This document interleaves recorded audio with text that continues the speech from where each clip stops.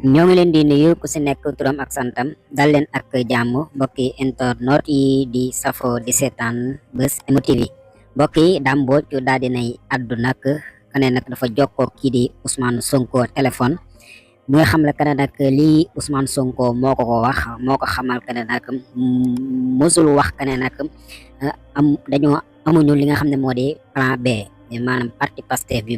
amuñu plan B loolu nag kii di Ousmane Sonko xamal na kii di Dame Mbodj ne loolu mësul koo wax muy xamle que ne nag ñoo tànn tamit kii di Bassirou Diomaye Faye ñu daal di koy parrainer ndax kat moom mooy xamle nag gis na si moom ay compétence yoo xam ne ay valeur si Bassirou Diomaye Faye war nañ ko mën a parrainer mu nekk tamit ab candidat Ousmane Sonko muy xamle nag tamit ne